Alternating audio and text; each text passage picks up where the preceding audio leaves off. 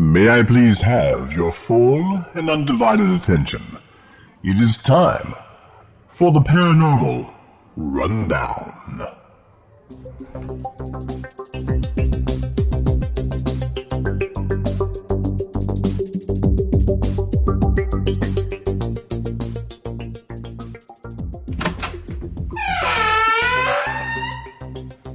Hello, this is Cedric Dankworth Smythe. I would like to take this opportunity to welcome all fans of the paranormal, the supernatural, the unusual, the entertaining, the terrifying, the horrifying, and those things that go bump in the night and in the daytime too. This is the one and only Paranormal Rundown, where the lads, the gang of nerds, choose from over 2,700 carefully curated paranormal topics.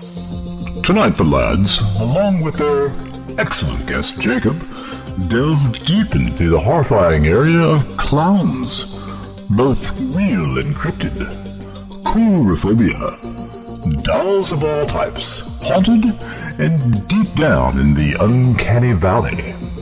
They talk about Father Mike's encounter with Belizean voodoo and witchcraft. Oh, it's going to be a tremendously titillating and frightening evening. Get some popcorn, settle down, and get ready for one more episode of the Paranormal Rundown.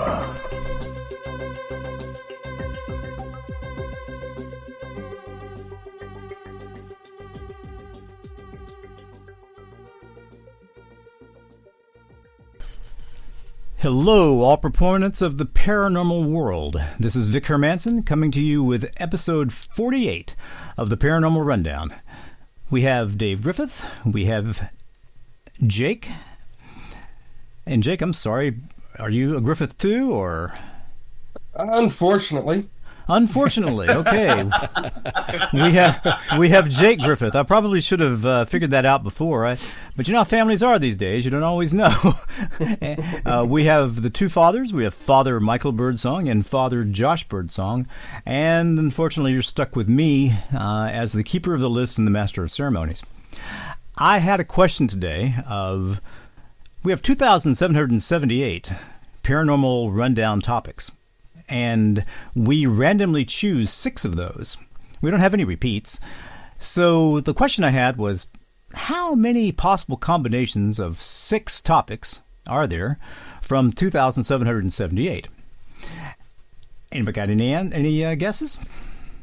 Aside from Dave. I've already filled him in. Yeah, he knows my answer. It's a buttload. Yeah. Well, that's a technical number. We can have 199.2 trillion combinations. Unique 199.2 trillion unique combinations. Ooh. So it's unlikely that we'll get through all of those today. I think if we're going to get through them, we're going to have to go to more than twice a month. Yeah. And how many people are in the world? What's the world? Nowhere near 199.2 trillion, that's for sure. All right, so we're going to have everyone in the world as a guest. Multiple times. And at least once a week. For the next billion years or something. Okay, so that's the way the Paranormal Rundown works. I'm just going to go ahead and choose 6 topics. Before you do, so just, I know you've given his name, but this is my son, Jacob. Sorry about that, Dave. My oldest son, of whom I'm greatly proud. He's a pretty smart kid. Well, young You're man. already kissing my ass. What do you want? Kid. No. No, I am giving a very honest assessment of you as a guest. And you guys can call him Jake, but to me, I can't. I just have too many years of calling him Jacob. He prefers Jake, but I can't do it. Well, that's like my son Christopher. He's always going to be Christopher to me.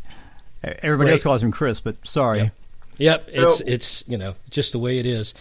But when you first introduced him, I'm sorry, Jake, but I got to go there. You may be too young. But as soon as I heard the name, first thing that's popped to my mind, Jake was the Snake. Jake the Snake. The wrestler. Yeah.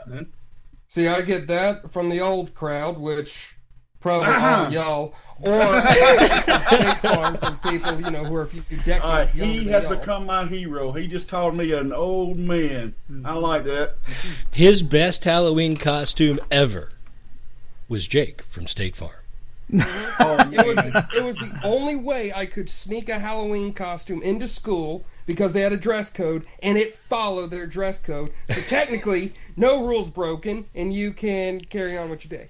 Yep. Yeah, he's like a little lawyer. So Jacob is very intelligent, super smart. He is not like it doesn't have the same deep faith that I do. He's more of a skeptic than I am, which makes him great for the show. So, he's a mini me in some ways, but in others drastically different. So I think we're going to have a lot of fun. Cool. And Jacob, thank you for doing this. I think you're going to enjoy it, and if not, I'll buy you a burger later. All right, I can work with that. So I deliberately got to not like it for free food. Okay, that's how you're motivating me. And you have to say that I'm the coolest priest you ever known. We'll see how that goes. Okay. All right, Vic, back to you. All right. So, starting the random number generator. Okay. Topic 1, hidden by the Smithsonian. Oh. Inconvenient artifacts. Like when they go find a 12-foot giant in somebody's giant skeleton in some farmer's field, and the Smithsonian shows up the next day and says, well, we need to take that. And it's never seen again. Never seen again. 2, the shadow biosphere. A speculative hypothesis that life forms based on different biochemistry might exist alongside us, invisible to traditional detection methods. Topic 3, which is very much a nerd topic. The most important books in history. Is that the Iliad, the Histories, the the Bible, is the Wealth of Nations? What are these books? Topic 4, splanchomancy, which is divination through the sacrifice of virgins. Topic 5, robots in the woods. Such as the various monsters that were in West Virginia. I don't even remember the name of the monster, and I hit the wrong button. And then the topic 6 is viral clowns, evil street clowns. What do you think, Jacob? Anything spark your interest?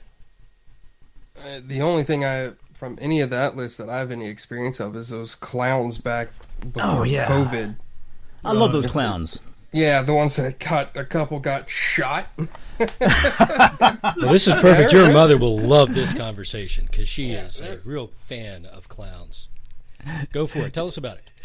Well, it was a viral trend. I forget which year it was, but it was pre-COVID by, 2-3 years.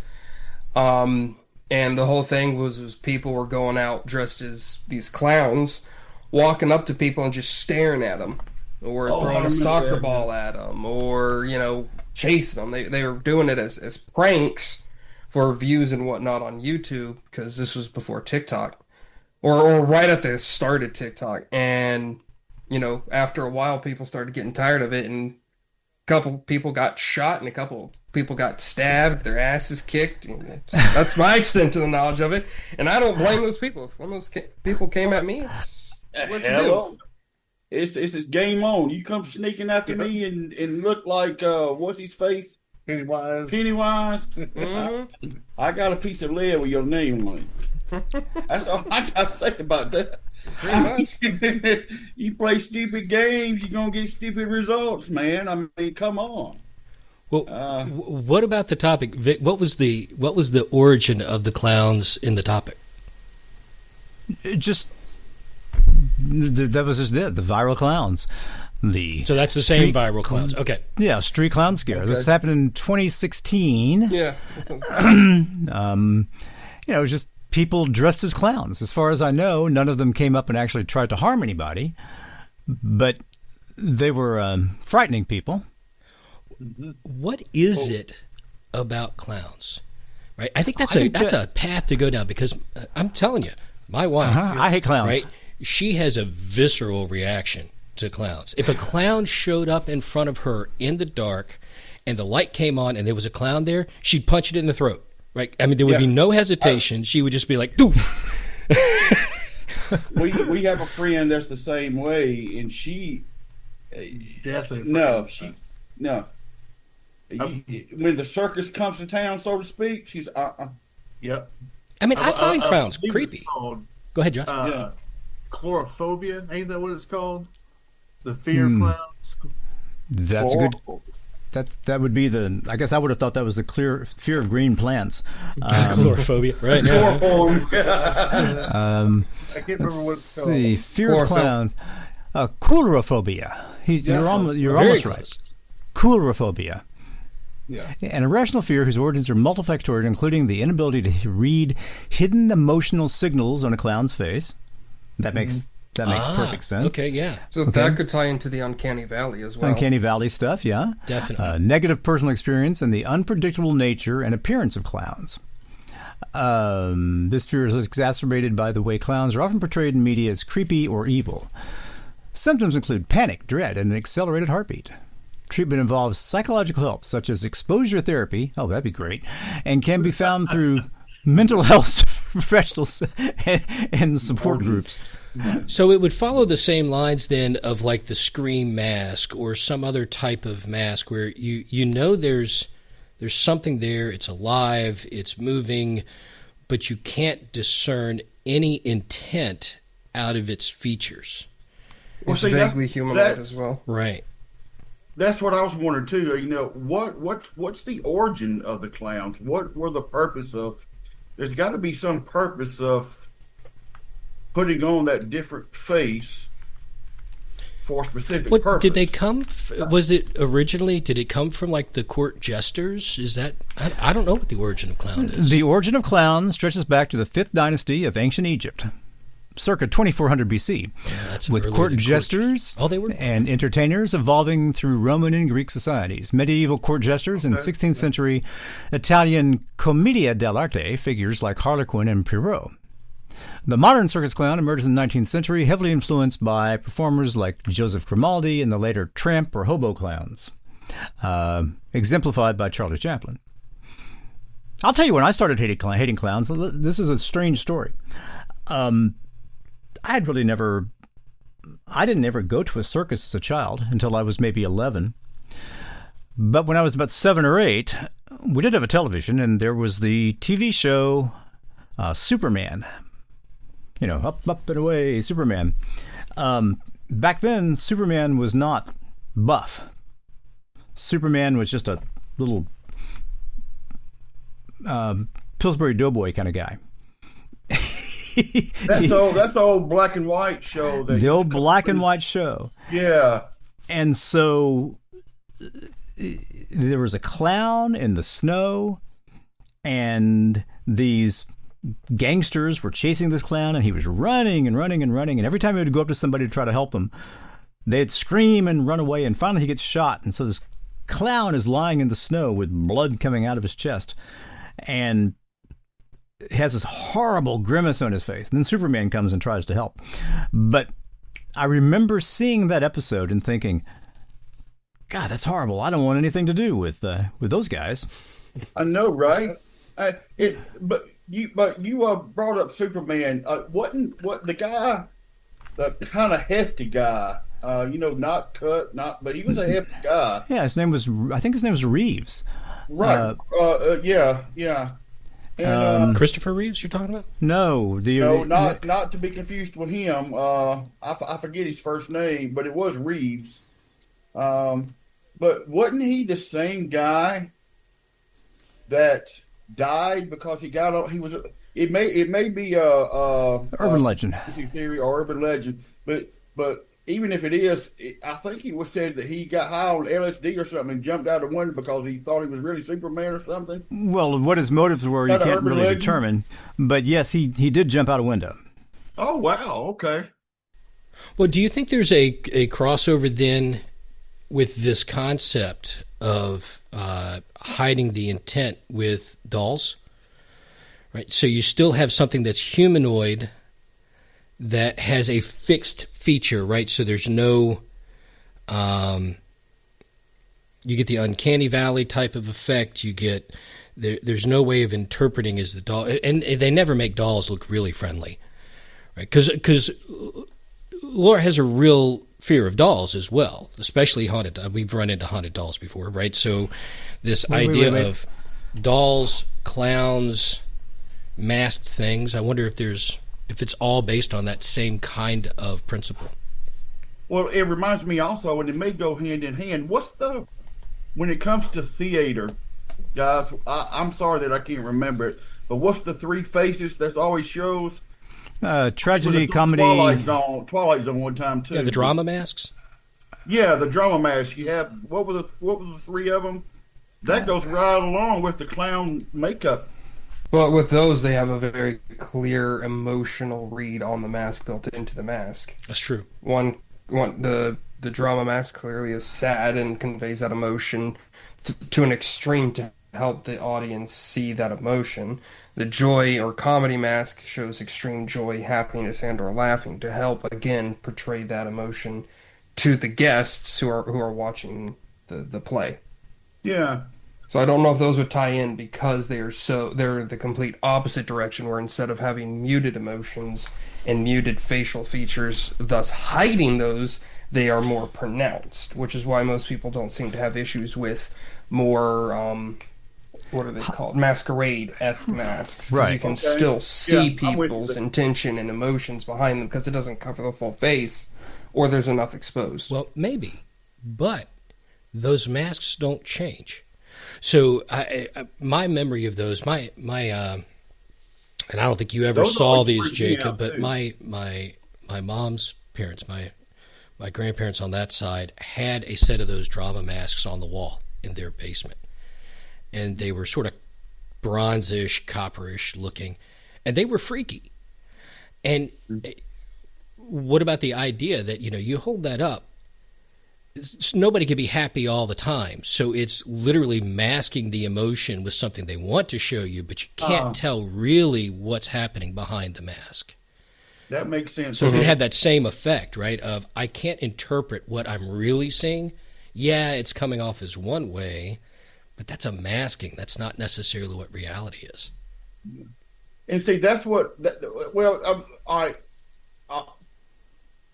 What Jake said made a lot of sense. Okay, it is to portray that emotion.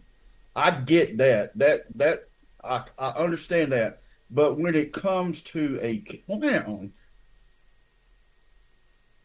you never know what. It is not as pronounced because it is a living thing, and I don't know how to explain it. Well, and they often are portraying. They're often portraying an much more emotion that doesn't fit, right? You have the clown that's always got the tears, right? Who's doing happy things, but their face is sad. There's a conflict there. Exactly. But I also like what you said with the drama mask. It could be a cover up. Mm-hmm. That's a true human emotion there.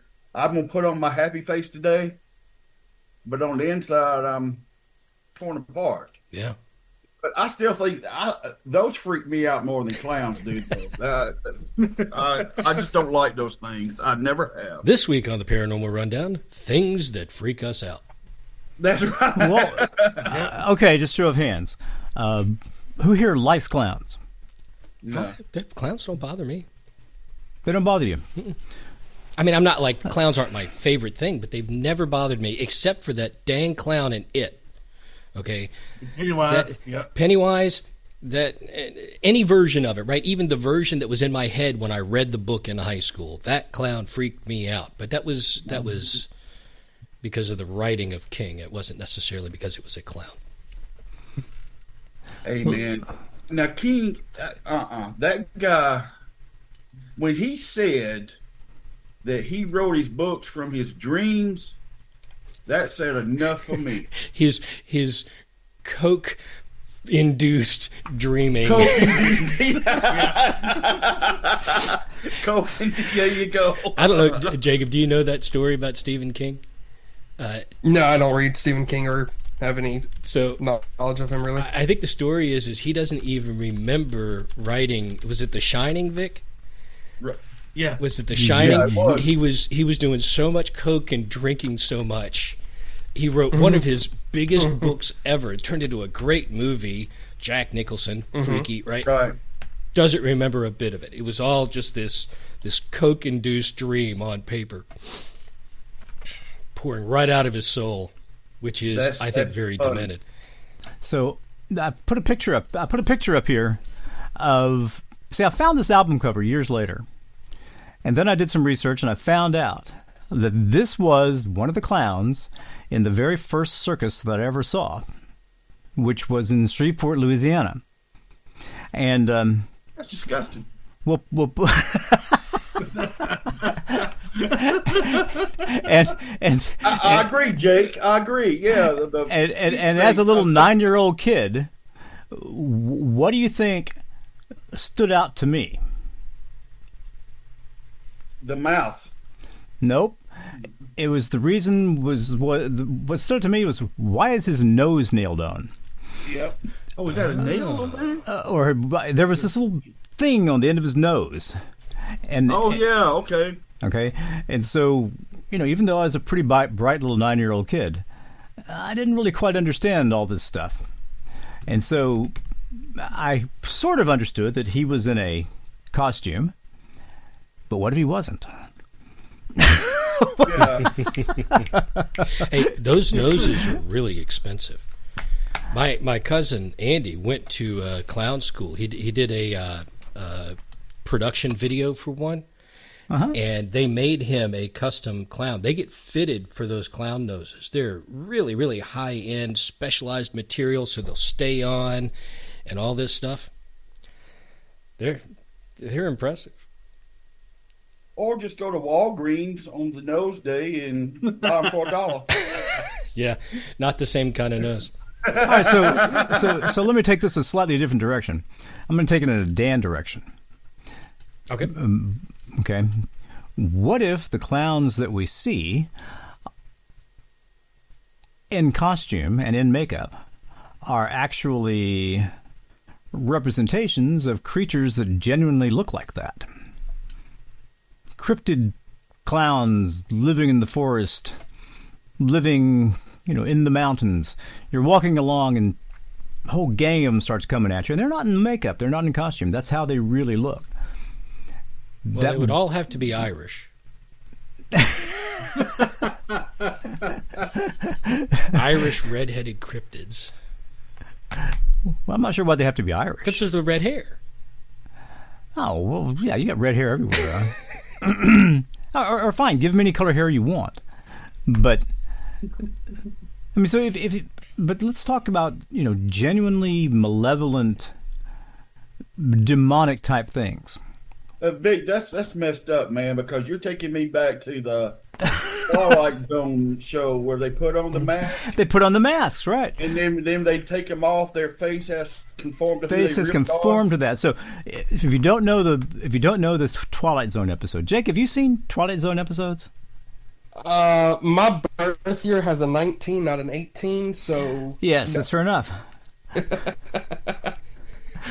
Well, some of the Twilight Zones are really good episodes. And so there's this wealthy man, and he knows he's dying, and he's got all these kids and nephews and cousins and people who are hanging on, just waiting for him to die so they get their cut of his loot.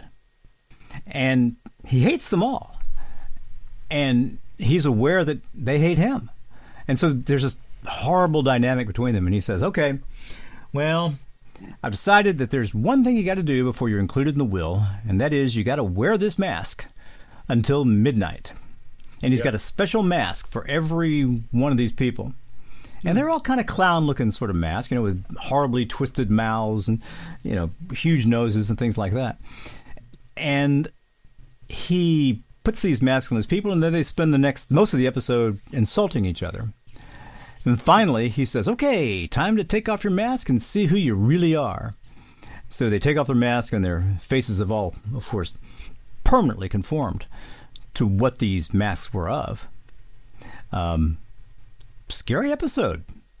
Only as Rod Serling could do it. It reminds me of R.L.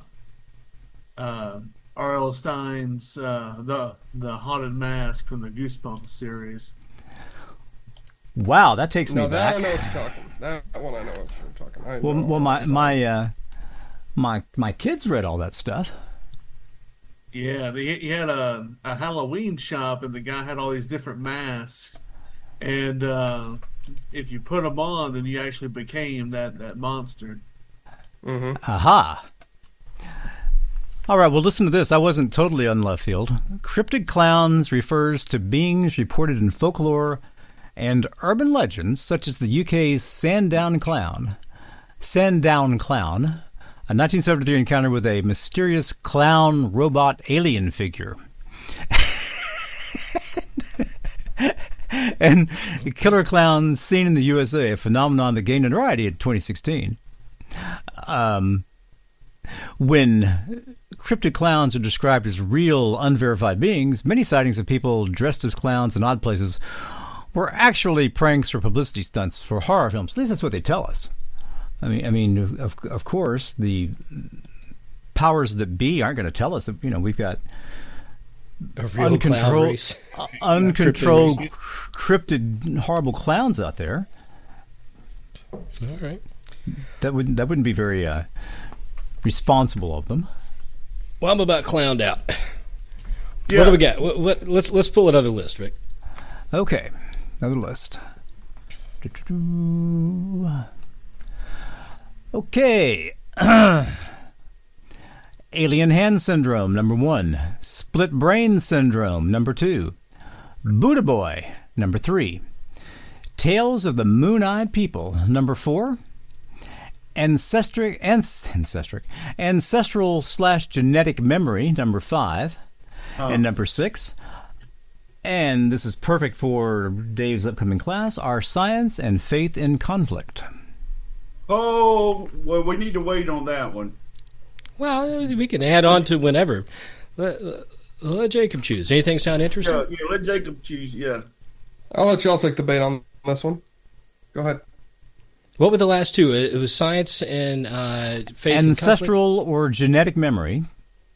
And That our sounds pretty cool. and our science and faith in conflict. So we've touched on the genetic memory a couple of times. Have you ever heard those concepts, Jacob? Mm-hmm. What do you know about them? Any? Knowledge is passed on genetically as your line carries on. They ran some basic experiments with butterflies, but I don't know if that would count as genetic, although it does change form, but it is still the same being. I've heard a few things, mainly, as in my books of early humans passing stuff on, that it could have been passed genetically before, verbal communication was a thing. But Passed on I don't know things if I like believe what? in. What do your books have about it? Give me an example. Mostly berries, foods, stuff like that, knowing what's safe to eat What's and safe to all eat. that. Mm-hmm. But that could also be boiled down extremely easily to monkey see, monkey do. Mm-hmm. And, it could be passed genetically, sure, but the more likely explanation, in my opinion, is, well, you're an older whatever, and you're eating that berry, so that berry's probably safe. Or you're an older person and you're not eating that, or you're running away from that. Monkey see, monkey do. Easiest form of teaching is by showing.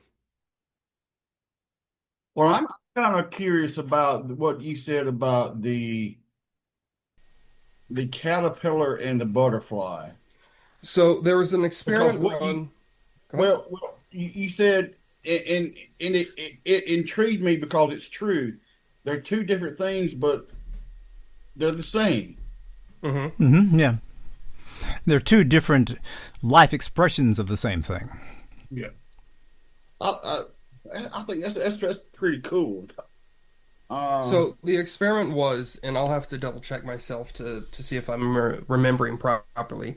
But what they did was they exposed a caterpillar to a certain chemical smell, and then they would inflict a mild amount of pain onto the caterpillar. And they did it in the entire life, the entire duration that it was in its caterpillar phase. And then when it went into its chrysalis and cocoon, they left it alone. When it emerged as a butterfly, it had an extreme aversion to that chemical smell, which they articulated meant, well, it's carrying that memory with it, but at the same time, it is still the same being. So is that genetic showing off? Because when it's in the cocoon, it literally melts down into soup and then reforms itself. So is it the same being, or it's all in how you interpret that? So did they take it a step further and look at the eggs that the next generation of the butterfly and see if it transferred? I don't remember, and I'm not going to pretend to either. Okay. But it is interesting because this idea, and we talked about this, I believe, on the episode with Dr. Burt, the psychiatrist from Holland or Netherlands, the idea that extreme events or extreme trauma, things like that, can cause the body to reshape small bits of the genome in its DNA, and then it gets transferred on as part of it. So at a minimum, it would make sense, even if it completely breaks down, it's still the same DNA, right? And the creature comes out of the chrysalis as a new form, but it's still the same DNA. And then potentially the real proof in the pudding would be if the eggs it laid, the new caterpillars and butterfly were also automatically averse to that chemical because of it. Mm-hmm. I have to do more research onto that because I just remember the initial experiment. I don't know if they followed up with it, which would be interesting to see if they did.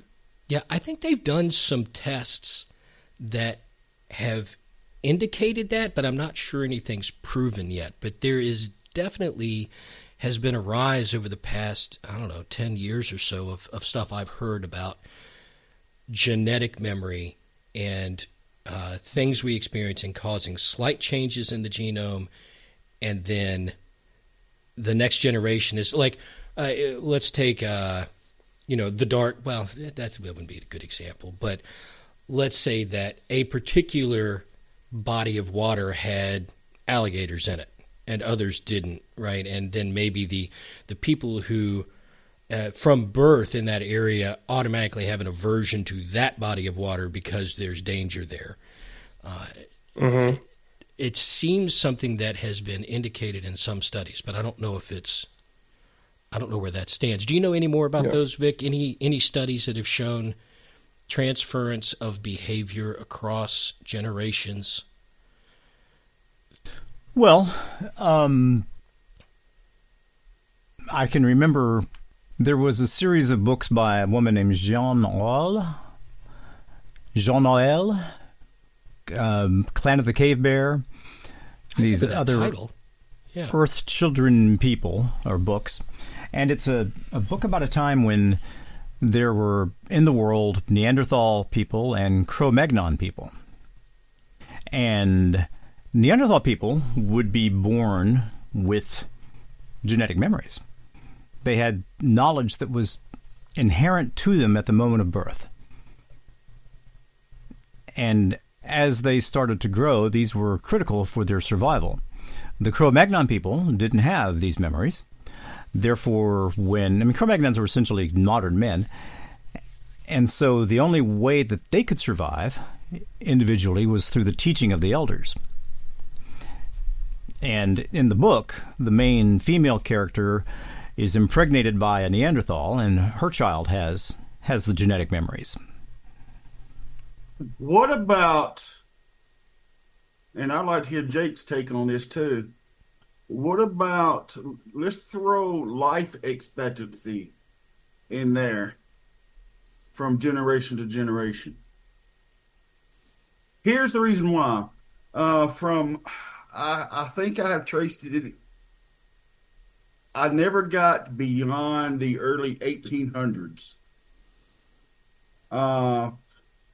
But every birdsong male except one, which is my uncle, he's still alive. He almost bit the bullet last month, though.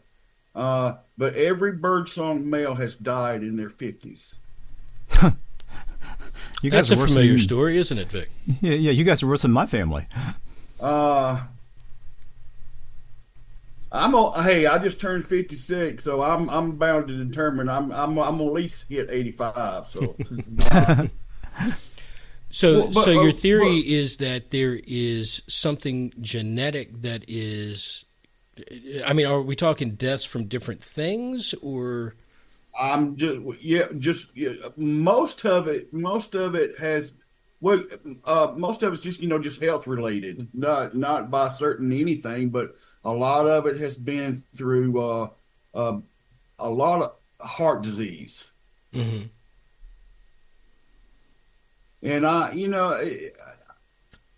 I can see some of that, but to go from generation to generation to generation, we got better medical science these days, so hopefully that's a plus. But just like the caterpillar that was exposed to the chemicals like Jake was talking about, then the butterfly, I'm willing to bet if the eggs were explored, I don't know how they would do it, but I'm willing to bet those would be affected too. And then we kept talking, and I'm like, let's throw life expectancy in there. So the idea would be that something in your family's past affected the DNA in a way that it is limiting life expectancy in future generations. Yeah.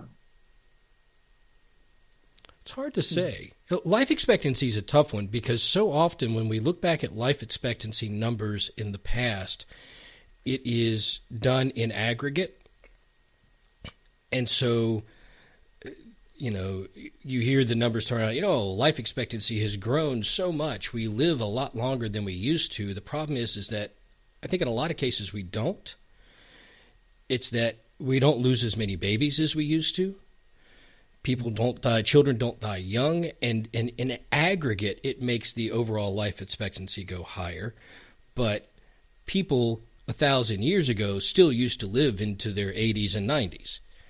It's just the environment was such that so life expectancy stuff is tough unless you are looking at a specific genetic line. Life expectancy is generally measured in aggregate, but the truth is, even in 1310, if you made it to 5 years of age, you had a real good chance of living a long life. Right. I mean, the time you were likely to die was right when you were born, or as a small child or an infant. Right. Yeah, just too many ways to die young.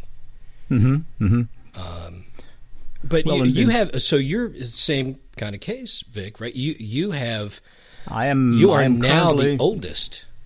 I am the oldest Hermanson male. As far as I know, maybe in history. I don't know. I mean, I am a healthy, hardy, fully mentally capable 67 years old. And don't really look 67. Certainly don't feel 67. And you don't look a day over 80, Vic. I'm telling you. I know, right? Looking good. I look a little older since I lost a lot of the puffiness. But every Hermanson male. My father, his father, and his father all died the day after their 66th birthday. What? Yeah. All three of them, for 3 generations, died the day after their 66th birthday. Now you're heading on to generational cursing, I think. I knew that's where that was going to go. Well, you knew it, didn't you? I knew it. Well, I'm just going to ask you, how comfortable do you think I was on that day? You were supposed to tell us that day, and we were supposed to hang out, and you let it slide by and didn't say anything until like a month later. I was really upset about that. Well, I made it. Okay, You so did. I'm alive. You did. Oh man, Jake, what do you think about all that nonsense? I mean, if everyone in your family croaking on the exact same retrospective day, then I just let that day slip into the void as well. I'm not going to talk about it. I'm just going to go, well, shit, I ain't dead. Let's carry on. There you go. That's tempting the fates right there. Once you start talking about it, the fates are going to go, hey, how'd this idiot slip through the cracks? And they're going to get you. So we gonna get me. Yeah, yeah. They do have to catch up. Who messed up? Yeah, the Griffith family, we don't live long either, but it is nothing as drastic as that. And most of our life expectancy issues have problems dealing with drinking, smoking, overweight, lack of exercise. I mean, genetics may play a part in it, but life choices are much, much bigger in that equation. At my age, I'm pretty sure my body is younger than my father's body was at 45. No doubt. No doubt. Your father's body, I'm sure, was right. Rough. My father abused his body daily, most of his life, and it caught up with him. Yep. But all right. I don't. Let's hit I want to go else. back to something. Can we go go back to something? All right. So this is just a Victor Silly question, but sometimes the Victor Silly questions turn into good conversations. You brought up the topic of haunted dolls. Mm-hmm. Can I make a confession? Sure. Bless me, Father, for I have sinned. Years ago. Well, the Lord be upon your heart and upon your lips as you humbly and truly confess your sins to God Almighty, Father, Son, and Holy Spirit. Amen. And to the Paranormal Rundown audience. Years ago, I was browsing through Facebook. And for some reason, you know how just random things will pop up on your Facebook page? Right. The haunted doll page popped up. And some haunted dolls. I haven't thought about that for a while. I haven't thought about that. So I click on it and it takes me to a page. Now, there's a commonality among all these sort of odd Facebook pages in that they are composed of very passionate, but very, what's the word? Naive people. Mm-hmm. Okay? And they're fully convinced of the world having haunted dolls. And so they'd have their pictures of their haunted dolls, and the things it could do is, gosh, I put Clara, in her chair last night, and I woke up this morning, and she's out in the kitchen, I've seen Clara walk across the floor, and all these different stories about these haunted dolls. I put Clara to bed last night, but I forgot to, kiss her goodnight or offer her some hot chocolate. And, of course, Clara was doing horrible things all night because she was angry at me. And this was not a group of people who were trying to make up stories. They were telling what they considered to be their experience. And you could tell they were 100% sincere. So, less than honorable Victor...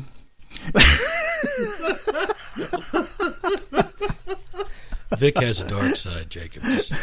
We try to less than honorable Victor goes to the Red Lion Flea Market on Saturday morning, and I start roaming around trying to find an old doll, and I find one.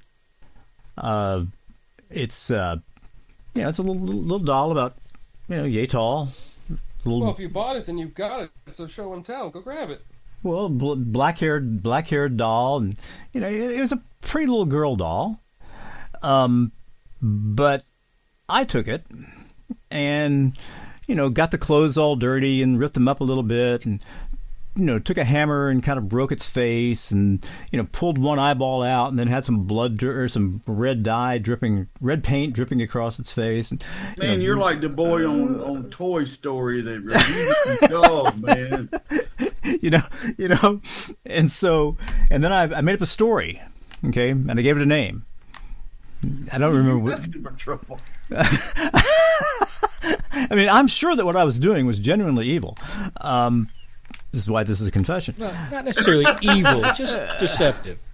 just deceptive and cruel.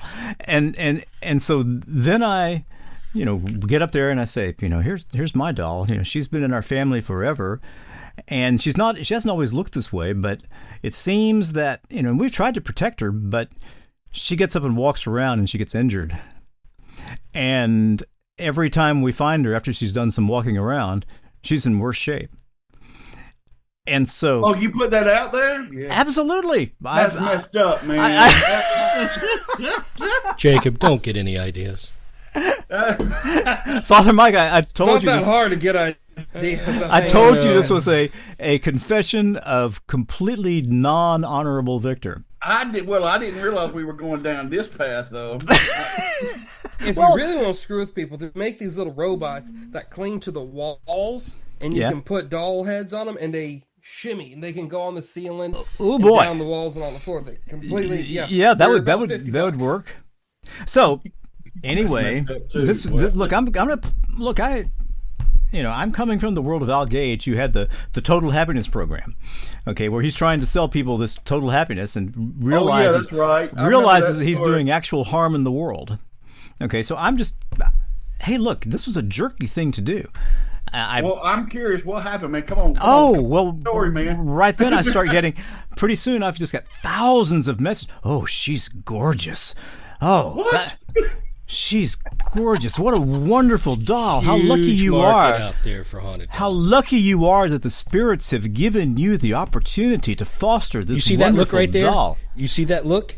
Jacob's counting $signs in his mind right now. Okay?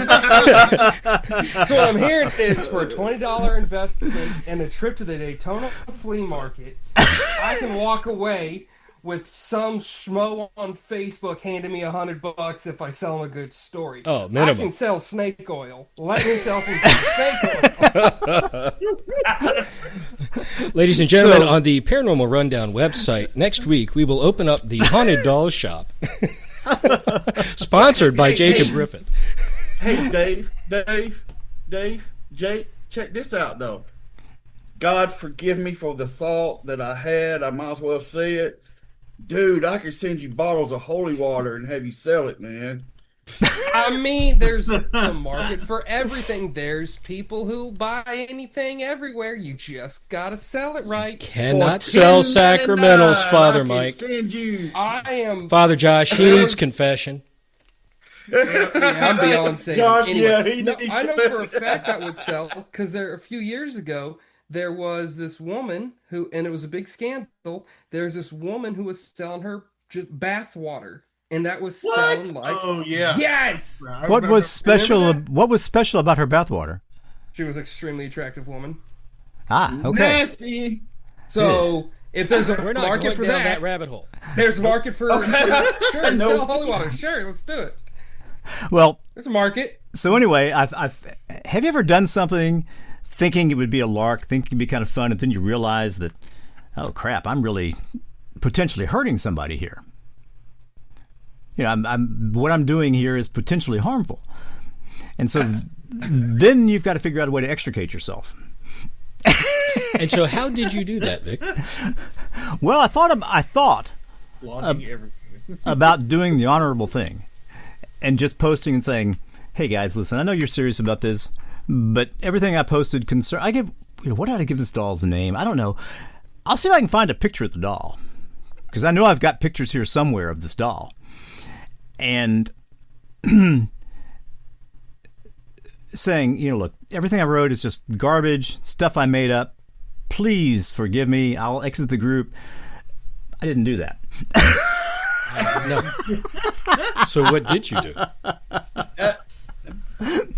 Well, I just said something like, hey, I think I've taken this too far. Let's say her name was Annabelle. Okay, because that has a name with us, or Avalon. Right. Avalon. Yeah, I like her name being Avalon. That's her. I'm sorry, but obviously sending pictures of Avalon and talking to her in this group has really, really exacerbated the evil spirit within her, because she's doing all kinds of horrible things. So I got to drop out of this and see if I can go find some help to get away from the evil that Avalon is doing. There's such a better way to do that, though. You tell them, hey, I can't handle this anymore. She's too mean. Who wants to buy her? Who And you wants walk away with a Avalon? great- Yeah. And that's my question. How many people offered to buy Avalon? Many people offered to buy Avalon. What was your for biggest me. offer? I don't remember.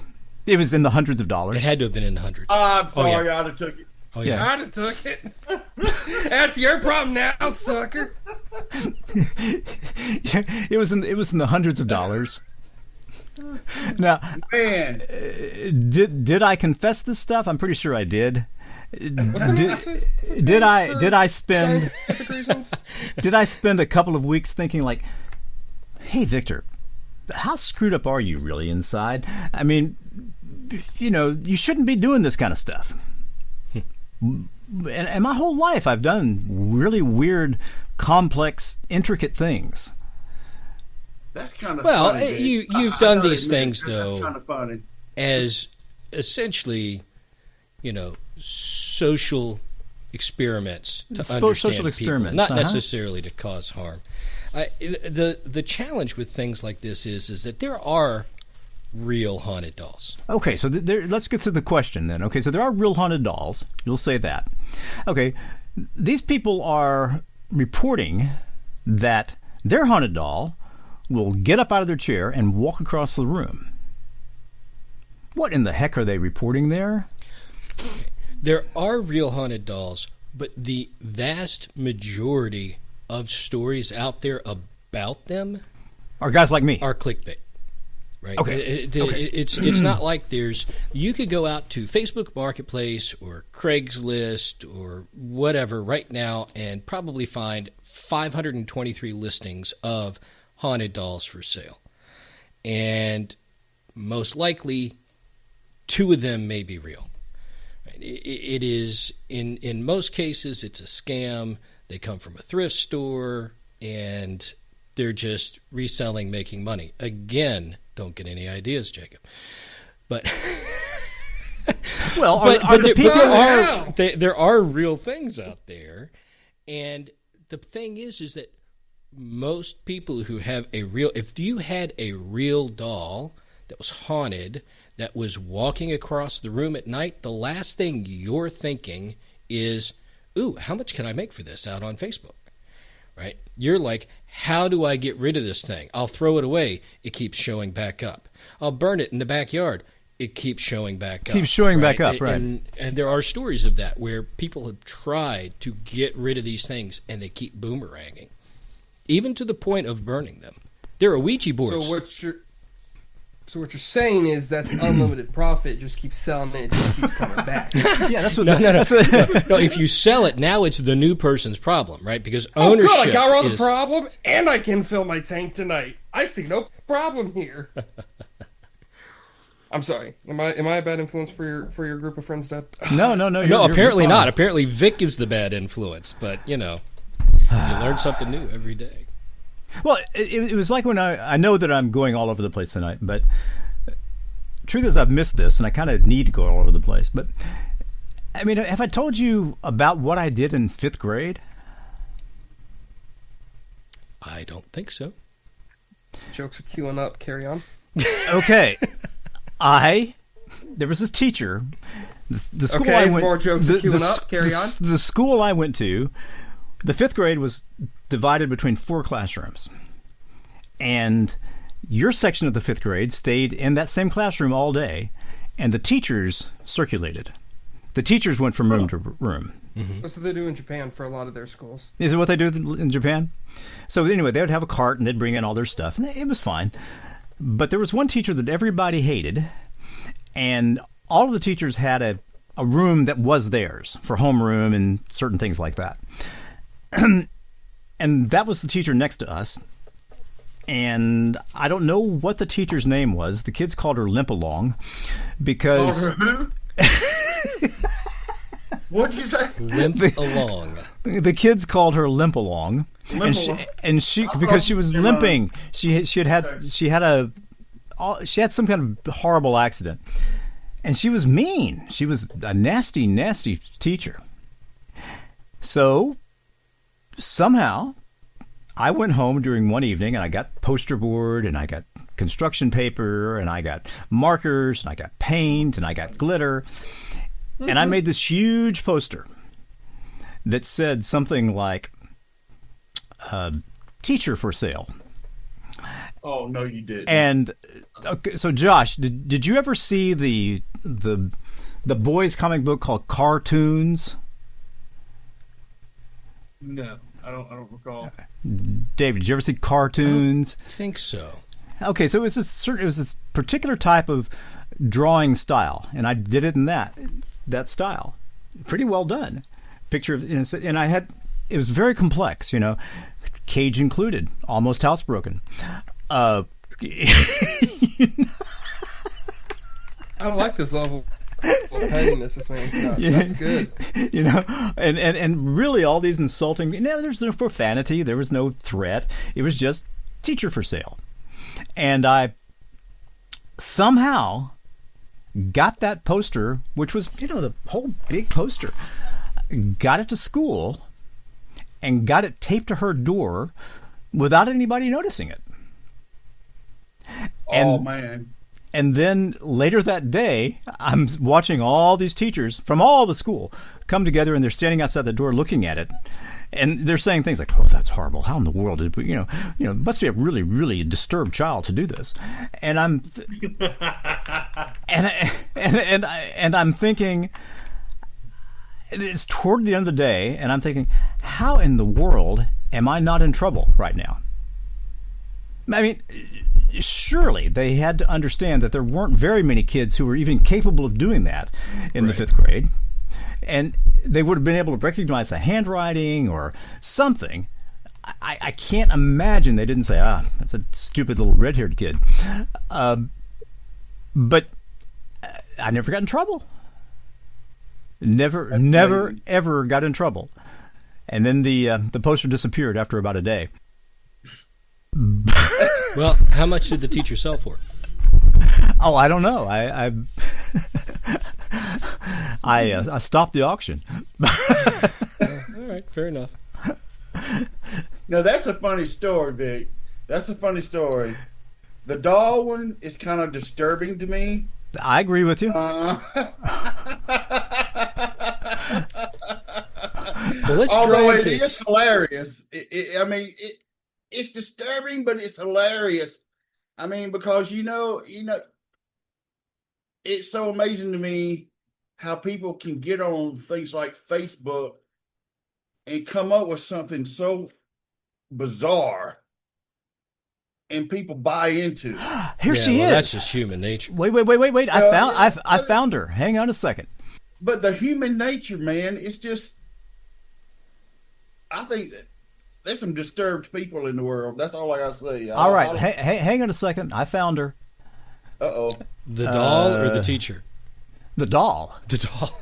Well, says the teacher already being resold? My God. I don't know, that teacher sounds like he's got a pretty long shelf life. That's... It's a gift that keeps on giving.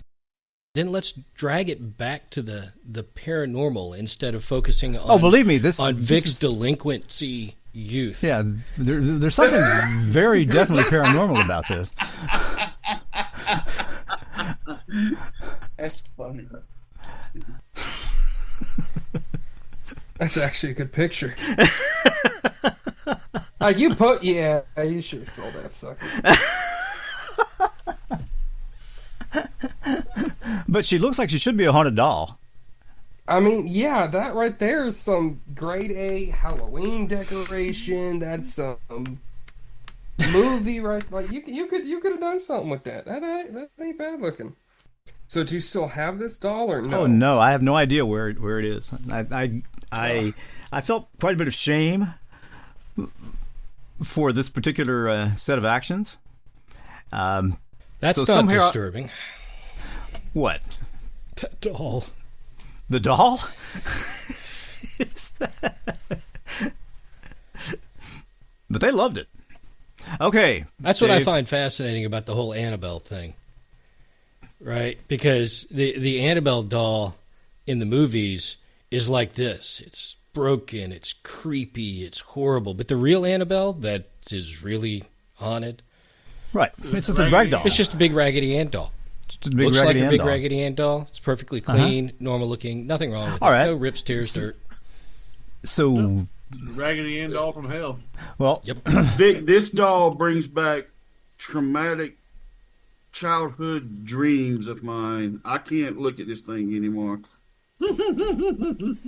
That is. I'm sorry. Look at the eye. No, I'm messing with you. Look at the eyes, though. Oh my God. Well, I spent a fair amount of time. You did good.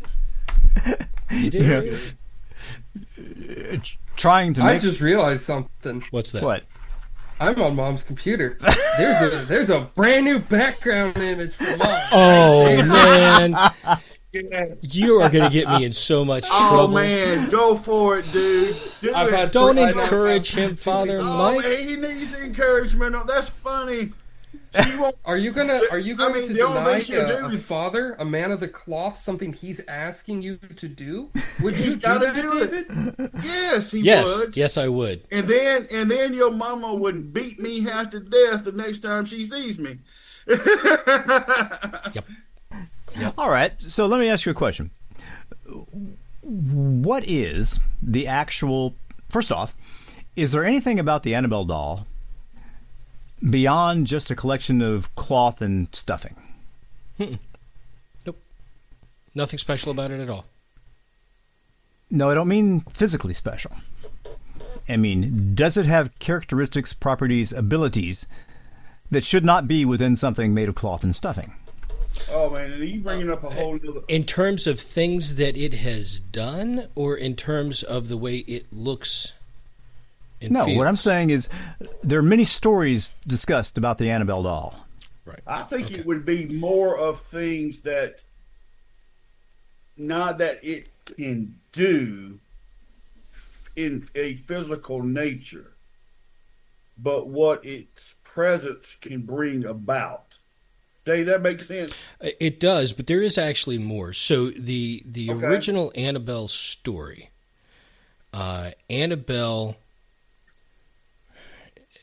I don't remember exactly where Annabelle came from, but there was Wasn't three it college a nursing kids. a nursing school or Yeah, something? I think they Three were in girls? a nursing school. It was Yeah. three kids, and I think it may have been two girls and a guy. I don't think it was all three girls, but I can't remember for sure. Details are terrible It for was me. two girls, and one of the girls' boyfriend. Boyfriend or something. Yeah, I think it was two girls and a guy that were involved, and they rented this apartment.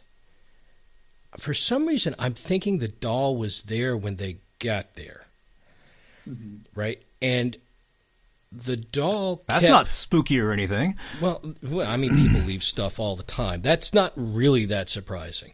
I mean, there was all kinds of stuff in the attic of this house when we moved in that they left. But the doll kept moving. So, they would go put it in the living room, and it would show up in the kitchen. They'd put it in the living room, it'd show up, in a bedroom. It was like the doll would move at night. And they would hear things. There was, it was your typical vexation type of deal, right? Scary dreams, it would hear things, whatever. But what they were convinced of, either through dreams or hearing in their head or something, that this doll was the spirit of a little girl who was It was, asking for help. They had sought help from a medium, and the medium told them that it was the spirit That's of a right. child. Yep, that's right. It was But the medium that told them that. I can see it supernaturally being moved from place to place. Mm-hmm. But what I'm talking about, it brings me to the new commercial. Have you guys seen the new commercial of Chucky? No. No.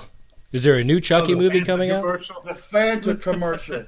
Look it up on YouTube. Chucky Fanta commercial. It is funny as all get out. But that brings me to I cannot believe that it would go to a point of becoming like Chucky and killing folks and No. Pet Cemetery crap. I just can't. Well, I mean, as we talked on our last interview with Maxim, the one we just released, right? The guy died on the Annabelle tour, right? But see, that was someone putting them own selves in a position to. I mean, you go out hunting evil. Guess what? You'll find it. You'll find it. Well, and this is what I told him, right? It's not like Annabelle got up, crawled up to the ceiling, crawled across the ceiling, and stabbed the guy in the back, right? It's not like Annabelle acted like Chucky in those ways. But there are lots of reports of things with Annabelle, and the deal with Annabelle is that when that medium told them it was the child, they held a session with Annabelle where they gave Annabelle permission to stay within the doll. And when they did that, things went off the charts. And that's when the Warrens came in, and the Warrens took Annabelle out. And then that's... Well, they didn't know what they was letting in. But let's do that. I'm curious. Jacob, what's your take on all this? It's a doll. Move on. I've never really believed much in the whole supernatural, all that. People say it's evil. They say things happen. Things just happen, just circumstances happen. You're carrying the doll and you're having some issues with your car. You're probably having issues with your car, but now you're looking for causation. You're looking for, thank you. And see, that's what, a lot of times people, I'm sorry to interrupt you, but you made a very good point. If you go looking for it, guess what? You're going to find You see causation, not correlation. Right. I say that a lot. So I believe that there's evil presence, which you guys know, and you know that I deal with it. But I also know for fact, as you guys know, is that if you go out looking for something, you're going to find it. All right, let's use a different example. If you go out one morning and you truly believe your day is going to be total garbage, yeah, that's what it's going to be. Let's look at a different doll that is much more documented than Annabelle. Okay, let's look at Robert the doll. Okay, now Robert the doll. Have you ever heard of Robert the doll, Jacob? I have, and it really disturbed me. Okay, well, you guys are within driving distance of Robert. It's a long drive. Oh, really? But yeah, that is true. Yeah. 5.5 hours or so. But Robert the doll is in a museum in Key West. Mm-hmm. Okay. I want to go fishing in Keys. Yep. Well, when you go down there, you can stop by and see Robert the doll. But here's the deal. The sign says you do not take a picture of Robert the doll without asking Robert's permission. Okay? Really? That's what it says in the display. Correct. And people come in and they take pictures with Robert the doll, and they don't say anything. And then a week later, 2 weeks later, they are calling up the museum saying, how do I get rid of this curse? My car broke down on the way home. My house burned down. My mom had a heart attack. There is and this is not like a ones or twosie type thing. This is thousands of stories, and hundreds of thousands. They get so many letters apologizing to Robert. They can't post them all. They get gifts to Robert asking him to stop, so many that they can't keep them in that room. They have storage for everything people send to Robert to try to stop the curse. Right, and this is now people sending this aren't getting any notoriety for this. It's not like these people are being, oh, hey, here's our latest, Jonathan from Kentucky had this happen, and they go up on a website. These people remain anonymous unless you see their letter in there, right? So you can say this is truly legitimate. It seems to be as legitimate as the same people that take stones from a sacred place in another country and they're told not to, and they come home, Yeah. they have problems, and then they have to send the stone back because it breaks that's the curse. kind of like what I've told people before. You go out to supposedly evil haunted graveyards Take a rock from it. and take a rock home with you from it. You're asking for trouble. But now, yes, that's it. Yep, that's Okay. Robert the Doll. Now, with the Robert deal, after just hearing all of that, I can see it. Now, but see, me personally, I've always had a big problem with the Warrens. Well, there are people that have problems with the Warrens. I think they sold out after fame and fortune. That's just I think so too. Well, I don't think there's any question about that. I think that the Warrens is a complicated story, but people attribute the fact that they became famous, right, and did all these tours to them not having any real experiences or doing real investigations, and I don't believe that's the case. I've known people that have known the Warrens. I've known people who have worked with John Zaffis, who is their nephew, I believe, or cousin or something. He's related to them somehow. And there is definitely something there. The Warrens were not, in my mind, scam artists. Did some of the things they do were maybe overblown? Perhaps. Yeah. Well, I have a friend on. Okay, I need to be careful. I have a friend on Facebook Okay. that worked with them, Okay. Okay. and I'm not going to say he or she. I'll say their idea or their understanding in what they found out, which was told to me 100% truth. Started out at the very beginning with no ill intentions, but they were very unequipped to try to take on to what they're taking on. Mm-hmm. Yep. That's not an uncommon story. And then fame hit. And then at the very ending of every bit of all, it wound up being nothing but a lot of bad fruit showing. Mm-hmm. That's all I thought. I can't say any more than that. Well, I'll counter that with one thing, and then I'll throw this back towards Jacob, and that is that, as you know, in dealing with the demonic, the goal of the demonic is always going to be to corrupt those that fight. And Absolutely so right. I think that is most likely what happened, because many of the cases they dealt with were demonic in nature. But Jacob, and that what goes do back you... to being ill-equipped. Right. Jacob, what do you account for if you have a case like Robert the Doll, and you have hundreds of thousands of people who have had experiences based on this? That seems higher than a signal of just everybody has bad luck and they're attributing it to that. These are all in very short windows after leaving Robert the Doll, and they are all without the carrot of getting fame at the end, because they don't get fame. They're all unknown. How do you account for something like that? Do you have to Great pay question. to see Robert the Doll? You have a museum ticket, but I don't think you pay specifically to Okay. see Robert.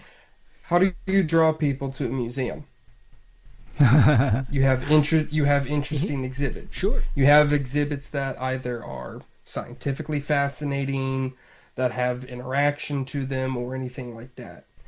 If all that is coming in, because there's no one getting notoriety from this, is just letters that you can see, or Facebook posts, or the occasional voice recording of someone talking to this doll, that is very easy to forge or fake. I'm not saying it's Okay. fake or it's real. I'm not picking a side on this. But No, my no, mind you're, immediately you're doing goes, good. Yeah. You're It- doing it's- good. Yeah, you are. It's extremely easy to forge this to get people who are either A, extremely anti, they fight the demonic, blah blah blah. So they go there to say, I survived, I held up my cross, or whatever you may do, and I told him he's bad. That's how you draw those people in.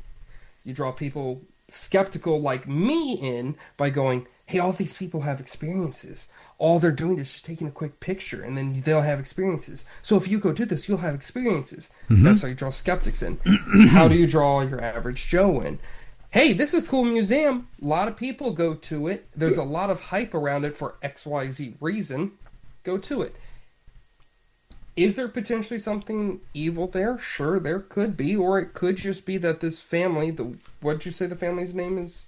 Oh, there's no. It's a museum. It's not tied to a family. Okay, so that would just be the easiest way to ensure constant attendance. So museums constantly have to change things in order to keep interest.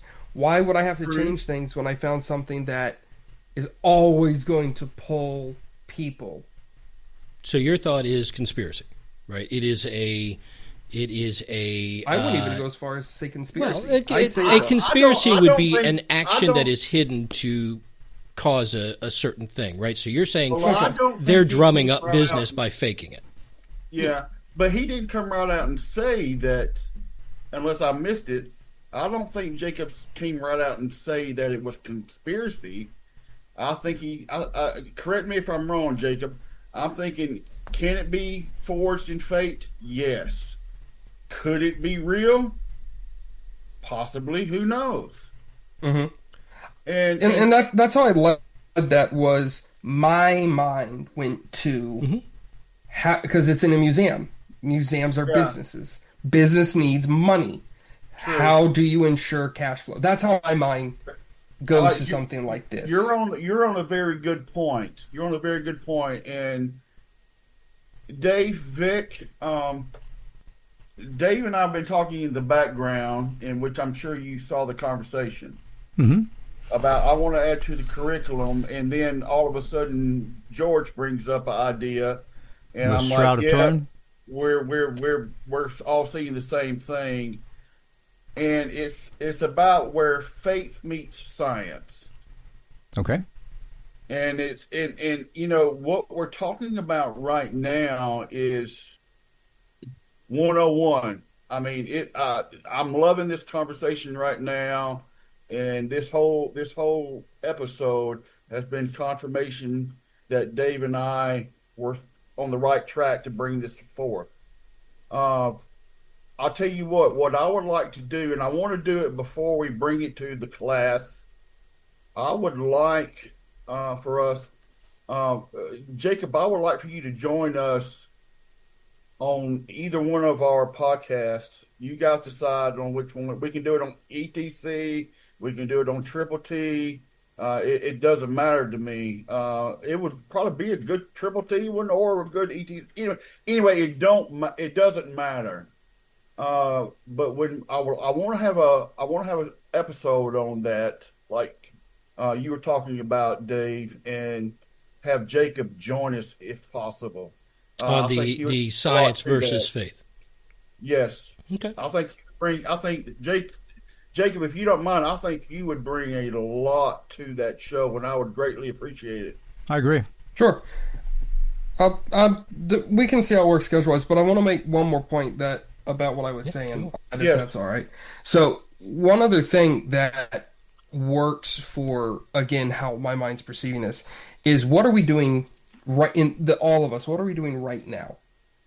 We're talking about this doll. We're talking about this museum.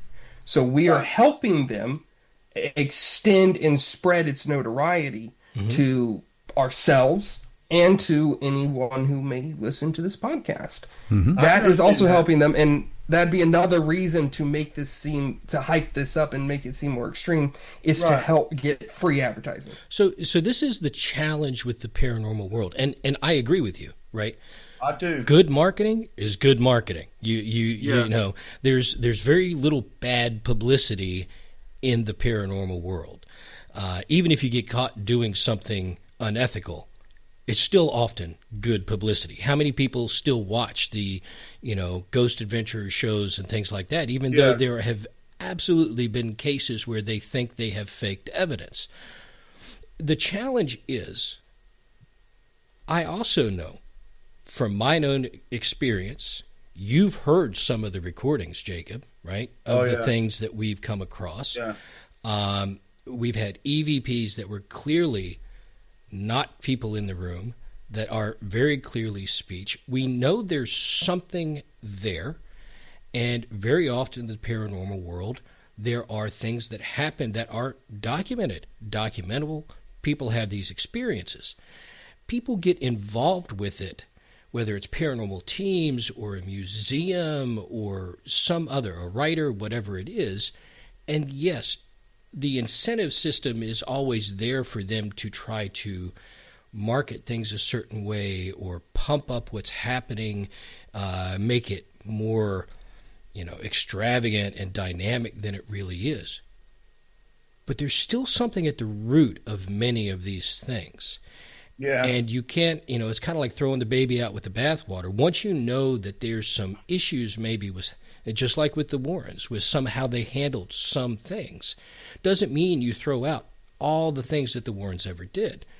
In the case of Robert, I use that as an example because there is so much about Robert that you can look at many, many, many paranormal teams that have investigated Robert, people with interest in the paranormal that have posted about that, where they've had real stuff happen to them. Now, I can't sit there. Isn't it Robert where Chucky came from? It's probably. They say that he's the inspiration for the inspiration. Could be. I mean, the stuff that happens to people after Robert is violent. I mean, these are not like, my water got turned off, right? Or, my paycheck got delayed or something. I mean, it is like I got into 3 car accidents in the past week. I got injured. I got this. I got that. These stories are severe in their nature, and there's many, many, many of them. So it's one of those where there's a lot of smoke, it's more likely to be fire. I'm not saying that the museum or the people there, like it's managed. A lot of this is helped by a local paranormal investigation team that works with Robert. Right? I'm not saying, maybe it's not being pumped up. But, boy, in terms of haunted dolls and objects in general, it seems there's more evidence around this one than just about any other case I've heard. So yeah, there's been several stories of folks that have just trying to test out the story of Robert. They would walk up and insult Robert. And then that's incredibly stupid. A few days later, they dropped dead of a heart attack. Yeah, I mean, again. Well, see, well, I see you roll your eyes, Jacob, but that's. I roll my eyes. This is going fun. No, that's okay. Jacob, that's why you're the skeptic. That's why I like having you on here. No. Well, see, that's what I was about to say. Jacob, I like you, man. I do. I like just in this show and hearing you talk. I really like you, and you're correct in everything that you're saying. I believe you, I do, and here's the reason why. These guys will tell you that in the very beginning, I was the biggest skeptic there was. Mm-hmm. They'll tell you, but on the other side of the coin, I have seen a lot of stuff, but I drew a line, this is made up, it isn't real, you know what I mean? Mm-hmm. But I was basing it on my own 36 years of experience. Father Mike was extremely skeptical of the investigation side of these things until I did some investigating for him. And showed him how I did things and some of the results I got, and they were unquestionable. And also the EM V's, is that what it is? The EVPs. EVPs. It picked up soon as I came on the show. Oh yeah. Oh yeah. And We used to they're get saying, EVPs hey. on our recordings, Jacob, with him. Yeah, and I'm like, okay, I want to hear it. I want to disprove it. Mm-hmm. And I couldn't. So I mean, but see, I have seen a lot of things. I've heard a lot of things, but I'm with you too. I'm very guarded. And that's why I have people like your dad and Vic in the background with me for every case that I see to help me disprove it. Mm-hmm. But sometimes I can't. I mean, when something scratches me across the face, I can't disprove that. That pisses me off and it hurt. So, And Josh was with him. That happened during Yeah. an exorcism of a place. yeah. See, the problem is for years I kept going, "Hey, take me out with you," so I'll stop chattering about it. And they kept going, "No, you'll just piss off the ghosts." Good, there's Good, yeah, good. I like that. Good. As a parent, you try to protect your children from making very poor choices. You got a point. And given my own experiences, if you come at this with the wrong frame of mind, you're right. The repercussions can be severe. Yeah. And so that is why we did not take you investigating when you were younger, because, I think about it. How would I feel as a parent if I took you to some place like Hillview Manor and you walked around the place shouting at everything, "Show me what you got. You got nothing," right? And we came home, and the next thing you know, you got something beating you upside the head every night for the next 6 months. You're not getting any sleep. You're all bruised. You're whatever. Yeah. I would feel horrible. Wound up like the guy on... Who's the guy that was trying to piss something off and it happened? The guy, you're talking like Zach Bagans. Yeah. Yeah. That was foolish. Well, they've learned a lot of lessons in their show. Yeah. But, so, all that said, I can see to your point, Jacob, which is there are incentives to absolutely make more out of it than it really is. I agree. I think in this case, there is at least some modicum of truth at the base of it. But it's only 5.5 hours away. You are welcome to go down and take a snapshot of Robert the Doll yourself. Well, I suggest you ask permission first, but you are a grown man. You can make your own choices. And let me send you a Bandit couple will things go before you do. when he's already not running right. I'll take the picture and I'll break down, and then I'll hop on here. Yeah, my car broke down, and you'll go, "Oh, so you took a picture and your car broke down?" No. It was already a piece of shit. It was already a piece of shit with problems. It ain't got nothing to do with A and B, and you'll use it as a gotcha. And I'm like, Nope. Hey, I want him on this next episode. Right. I'm telling you guys, I want him on it. I've got a question I want to ask, and that has to do with survival, self-preservation. And with the, what limits you in the things that you do. So, for instance, my little foray into haunted dolls. I don't discount the possibility that I could have created a haunted doll out of that doll and really caused some tremendous problems for myself. In my opinion, it probably could have happened. That's just my opinion. Yeah, I was, do stupid things, win stupid prizes, whatever. But you were not malicious about it, though. It wasn't malice. It was fun. Yeah. But once I realized that, hey, these people are taking this serious. This isn't Right. Okay. So, anyways, we have limits in what we will do. So, for instance, if you took a picture of Jessica, I'll take a picture of Jessica, a good picture, and I'll paste it up on the wall, and I'll say, okay, Father Mike, here's a knife. I want you to go over there and stab the hell out of that picture of Jessica. Hell no, that's my daughter. I know, but it's not your daughter. It's just a picture of Okay. Jessica. But our minds put together the idea that by stabbing this picture of Jessica, I might actually cause Jessica some harm. I believe that the vast majority of humanity Well, I mean, but would be very uncomfortable stabbing a picture of their son or their daughter or their wife or someone. about their goes back father? to Voodoo and black magic, though. You know. What's that? Oh yeah. I said, what Yeah. about their father?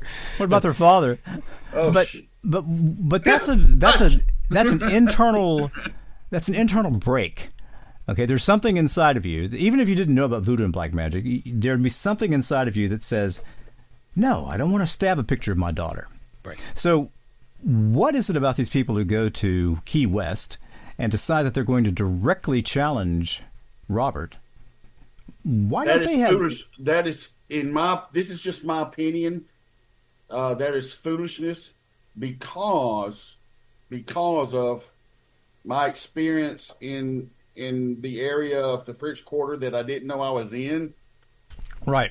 You found yourself in a voodoo shop. I came a believer real quick. Because you don't just enter a place and then all of a sudden, see, I didn't know where I was. Mm-hmm. I got sick as all get out, and then I'm looking around. Oh no, I see where I'm at now. But as soon as I leave, I'm fine again.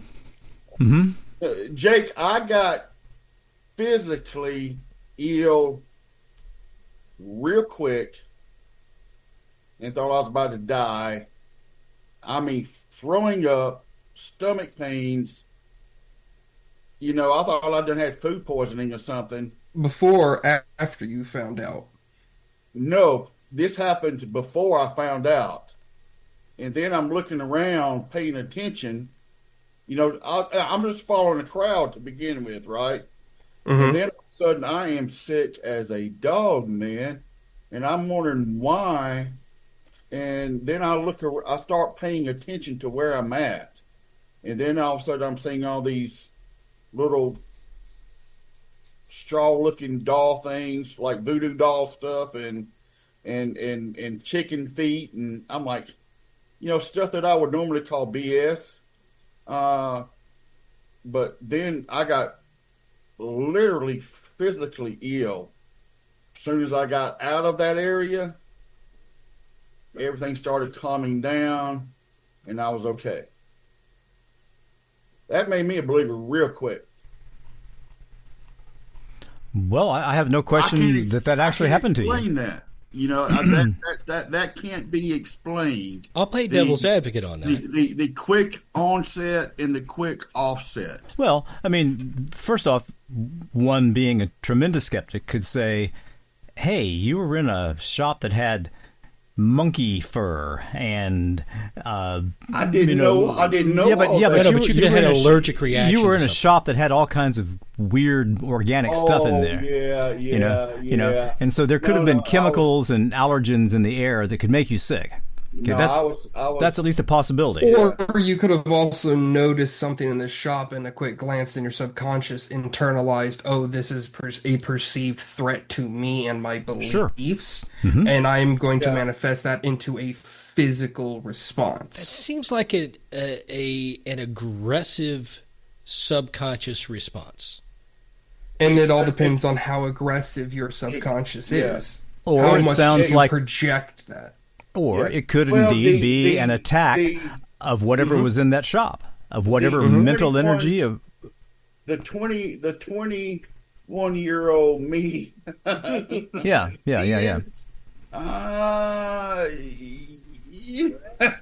Probably would have not. What he's saying was he was full of piss and vinegar, and he really wasn't afraid of anything. And furthermore, the full story for context, he had just gotten out of seminary and was getting ready to go overseas on a mission trip Right. where he had his first encounter with the demonic. So Right. he was prepared spiritually and training-wise. To have a visceral physical reaction would not have been typical for his frame of mind. So a lot of I'm gonna go on a side tangent on this one. So a lot of soldiers go through extensive training before they are deployed, yes? Yeah, A yeah. lot of them have health issues right before deployment because of nervousness, because Yeah. of the psychological what happens, I'm overthinking, I'm in my head, I'm in my thoughts. And because you had Oh just no, gotten I out was of looking that forward to it. I was looking forward to it. on the surface, yes, but Yeah. subconsciously there's still that fear of the what if. So on the surface, you can project and be as strong and as brave and put on that mask as much as you want, but in your core, there is still going to be a moniker of fear, doubt, self-doubt, self, am I prepared for this? That could have come to the surface once you saw something that you trained for. So you went to training to fight the demonic, and you go into this, the store of whatever it was. I forget what you said, and you see something through a quick scan. Your brain goes, I remember that. That's a threat. That's an attack, and you project that. Very You see good what I'm saying? argument. Very good argument. I like that. Yeah. And I'm when I say these things, I'm not trying to discount No, your no, no, anything. no, no, This son. is just where my mind goes. No, I'm loving it though. I am.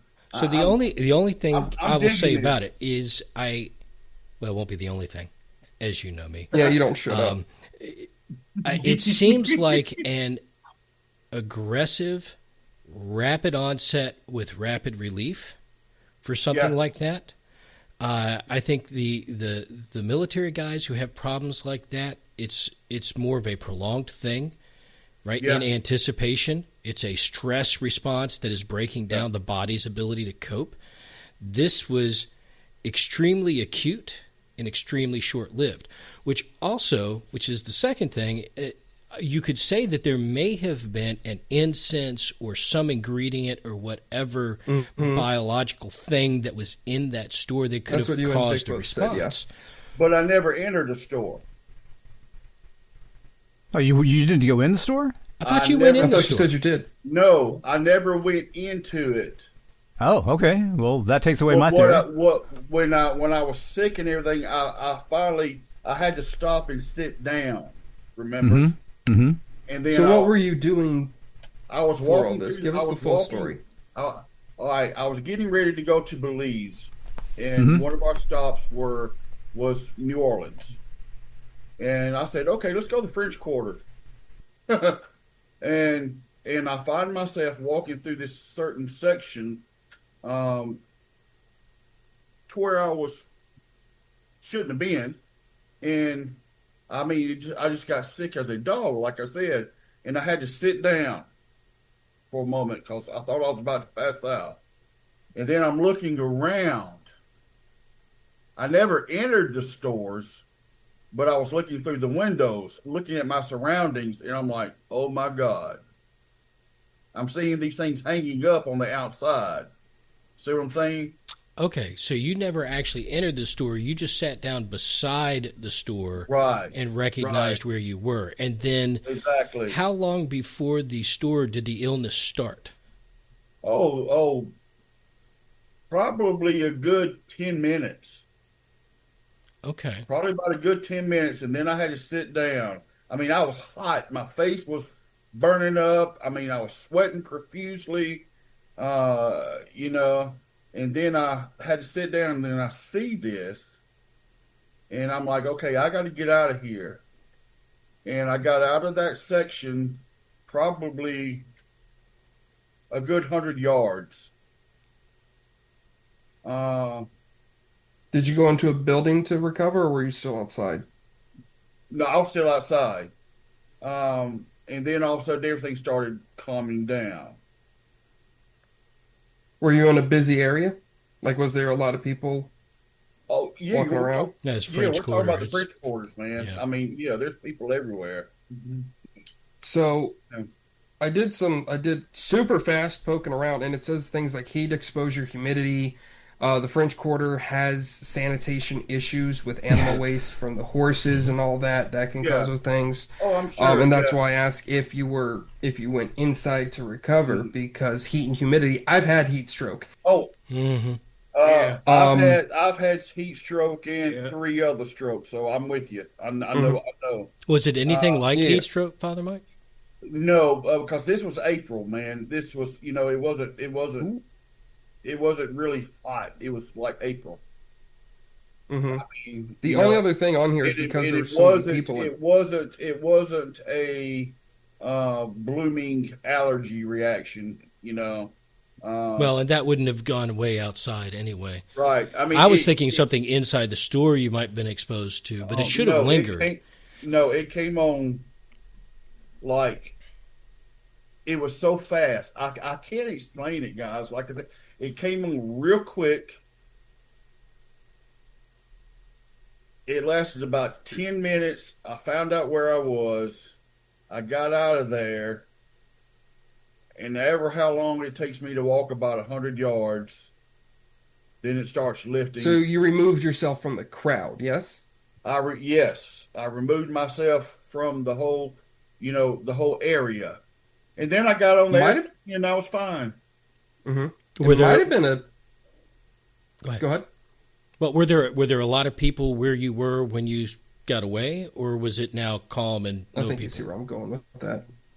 What's that? Excuse me? I think he was going to ask the same thing I was. You go ahead, Jacob. Go ahead, Jay.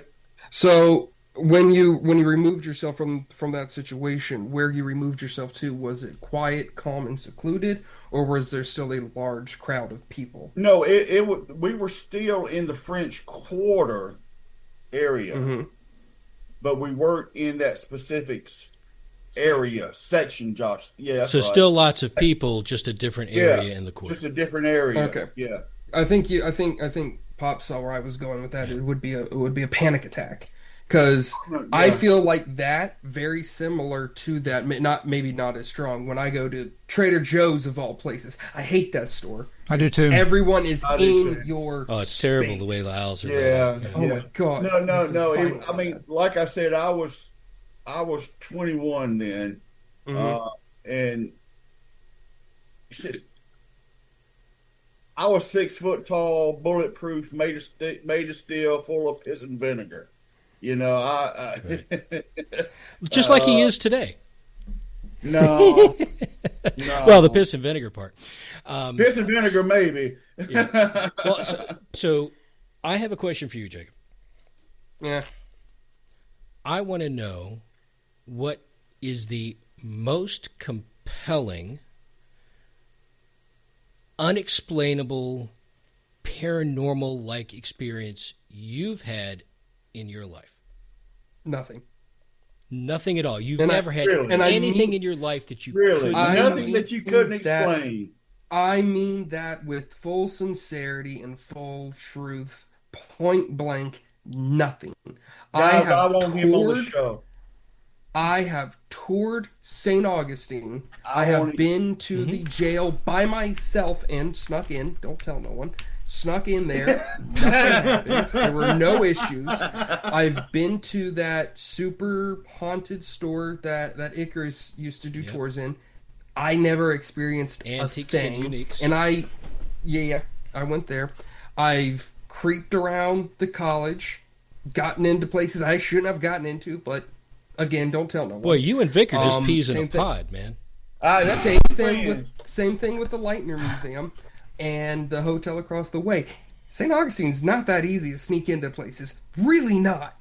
But No, it I isn't. have never experienced anything that I couldn't immediately go, okay, that's what happened. Nothing's happened. The Okay, best what thing about that something I've that ever there was an had. explanation for, but Yeah. might have been something else? The only thing that comes to mind is there was a noise in Antiques Uniques outside. And when I look, there was a cat that had knocked over a vase. That is the only thing that stands out to me. And I can tell it knocked over the vase because it was still playing with it. You know what's also real good in St. Augustine? They What? got a wonderful Irish tavern. Yes. Keegan. Yes, That they're makes awesome. the Keegan's. best black and tans. Mm-hmm. There's a lot of good Or restaurants. in St. Meehan's. Augustine. Meehan's, right? Is it Meehan's, Jacob? Yeah. There's Meehan's. There's two of them. Meehan's, yeah. I Like think you're that's talking it. right on the water, right? like right Right, on right, by the right on the bridge. beach. Yeah. They've got good stuff there. They're a little expensive, but they got good stuff there. Great Good black food, and too. tans and good sandwiches. I feel like we haven't heard anything from Vic recently. He's just hanging out. Yeah, he's just hanging out. I'm listening. I mean, it was a good question you had there, Dave. Well, a couple of things to say. Hey, Jacob, you're a very powerful and polished thinker. I love that. Yeah. But very appreciate the seriously, compliment. guys, being very serious right now. This cannot be Jake's last time. with No, us. Jacob, you're a natural. We need him on this show. right. I'm loving this conversation. Right. I mean, throughout my life, the number of things that I simply cannot explain in any way that make any sense at all, other than me being a hallucinatory individual, are two. That's not very many. Oh, I've I had don't know a- about that. You got more than two. Well, I mean, You've just 2 or 3 UFO experiences you can't explain. oh, well, that's true. I guess that's an interesting thing about me. I don't care much about UFOs. I just really don't. If you spend, go get you a good telescope, spend hundreds of nights out there looking at the sky, you'll see stuff you can't explain. Yeah. You'll see things traverse the moon. You'll see satellites that don't move like satellites. You'll see all kinds of things, and pretty soon you'll just say, "I think I can't explain what those are." Now, that one UFO I saw, the Skytrain, that was pretty amazing. I mean, that's really, really something I can't explain. Well, and the one your kids dismissed. The one my kids dismissed. But yeah, we're driving in Kentucky, and I'm driving along, and there's a UFO, big one up above a barn. These various lights that are stuck together. And so I'm, hey guys, my wife and my sons, in the back of the seat, hey, look, hey, what's that? And they look up from their Pokemon games, and they say, yeah, that's a UFO, Dad. And they go immediately back to their Pokemon games. No, no interest at all. Just another Thursday. Exactly. Just another Thursday. I'll tell you what, Jake, but before we end, let me tell you another story. Now, after the experience in New Orleans, okay, so we land in Belize. And all right, this was before it became a great tourist attraction. I was in the jungle areas, okay? And so we're in this village. Now, remember, I'm the 21-year-old full of piss and vinegar guy, all right? And we're doing our thing on this evening. And this is the beginning of where I began. This is the Father Mike's beginnings, okay? In the middle of our service, so be it, this what I found out to be was the witch doctor came in our area, in our group, in our meeting, which was under a tent, because what else are you going to use? And she is running around on all fours like a dog, foaming at the mouth, coming at me. My first initial thought was, oh shit. Excuse me. Sorry about that. I worked in the kitchen. Swear as much you want. I don't give 2 shakes a rat's ass. You're good. I mean, I'm like, what in you know what I mean, right? I Mhm. mean, oh, she must be on some LSD trip or something. Can I ask a question? Yes, sir. How come, excuse my language, your "I'm going to punch this bitch in the nose" response didn't kick in? Well, it did. I wanted to. Seriously, I wanted to. But then the only way that I can explain it is that a supernatural overcoming took place. Okay. Mm-hmm. And then with my limited knowledge, I invoked the name of Christ. Okay. She stopped on all fours, turned her head and looked at me again. I said, "Go away." That's all. Okay. 'Cause Mm-hmm. I didn't know anything, you know. Well, of course. I mean, you're not really prepared for that through Right. anything that you've ever done before. Right. And she stood up and walked away. Mm-hmm. Out of that area, went away. And then I had people from the village come and tell me that, as a matter of fact, Cannon Bob Wills backed this story up, remember? Mm-hmm.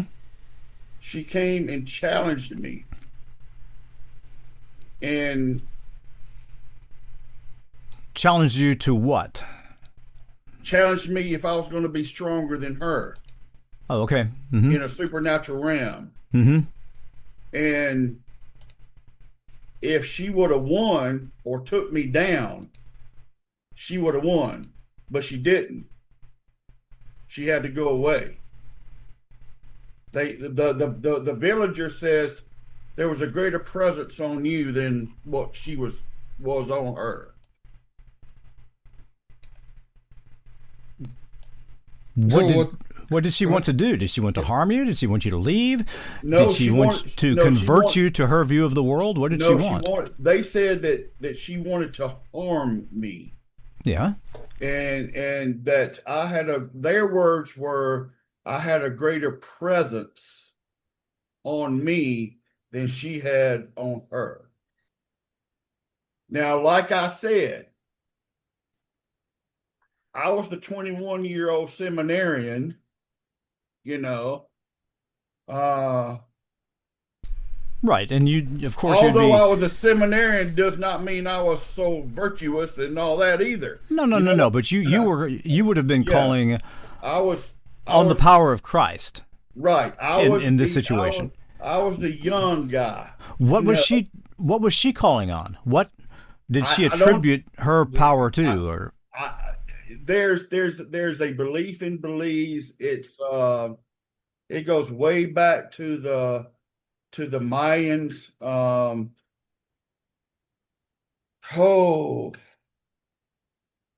I forget what the name of it is, but it's that whole area is also upon the Mayan pyramid ruins and all that. Uh-huh. And I mean that's Garfon. That's what they believe. It's Garfon and a few Mayan religions. And what's that? He just told you. What? Say that again.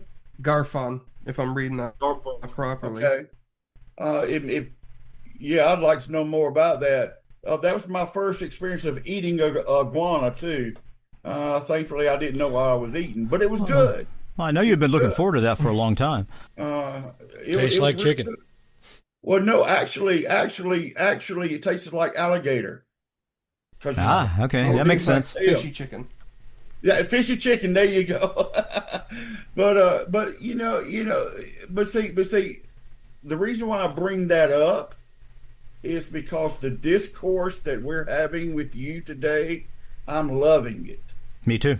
And I might be out of my place, but I want you back more.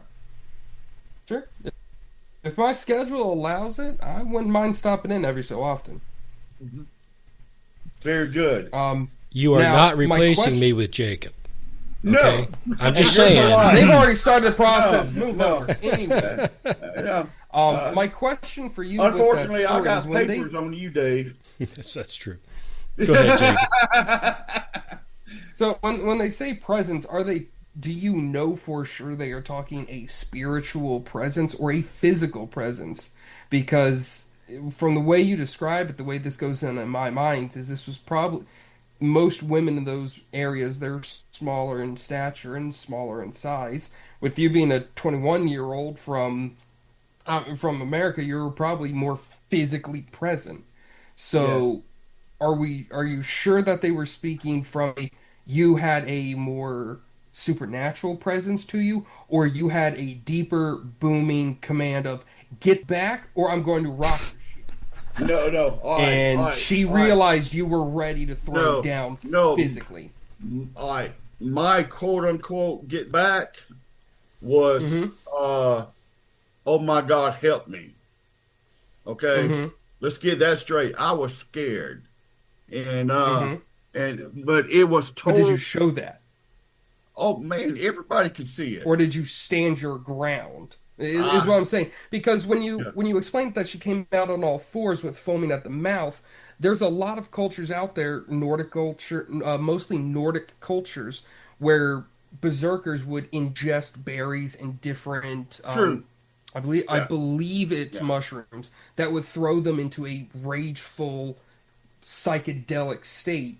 And if Right, you were able to stand your ground against this perceived power ups, religious or spiritual power up, if you will, from their religion, that you were able to stand your ground and say, get back in the name of Christ, from what you were right, saying. right.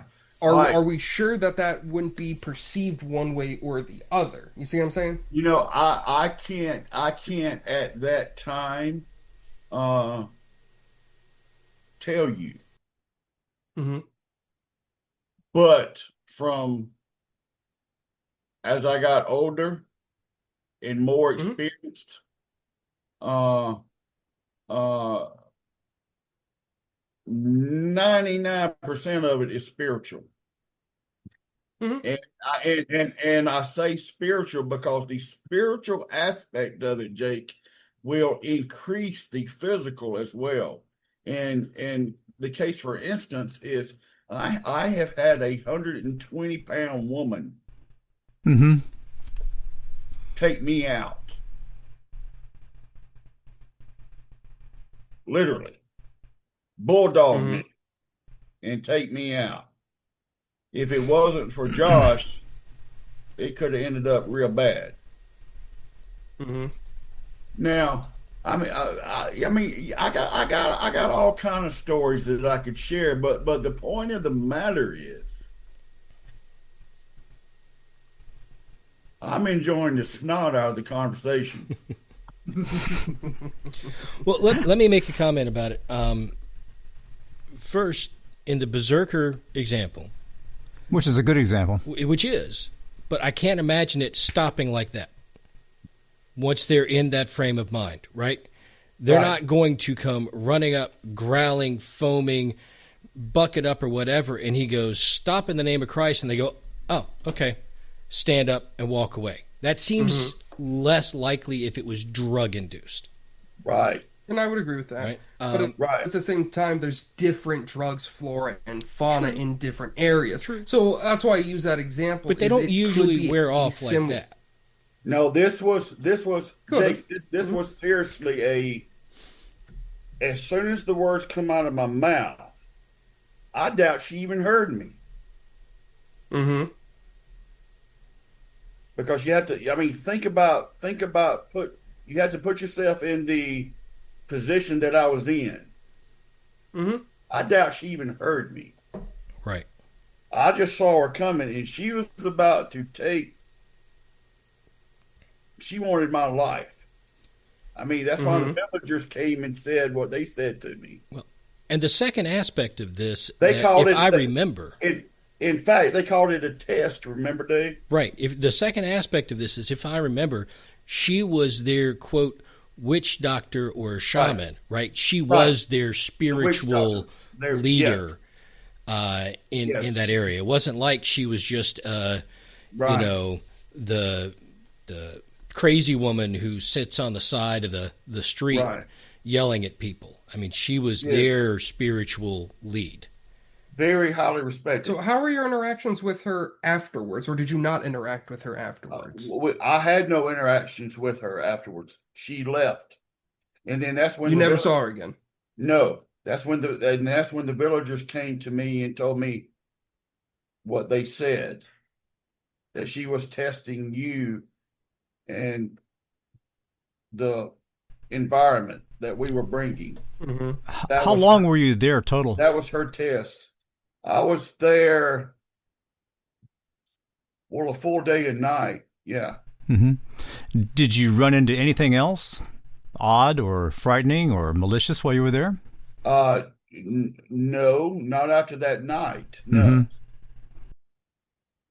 No. Um, My curiosity would be, we had like 3 services, Hmm. and after,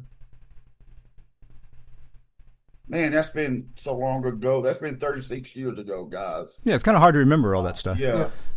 I have a 2-part question for you. Well, 2 separate questions, not 2-part question. When you went, were you bringing anything with you for them other than the word? No. No We could only aid, bring, no no, food, we didn't do no any, medicine. we did just the not word. do, we did not do anything for them. There was no medicine. There was no bringing of anything. This Okay. was, yeah, because we had people, that invited us there, that lived there, and their whole thing was evangelism in the whole evangelical world back then. And Okay. but no, we were not bringing any kind of support or anything. Okay.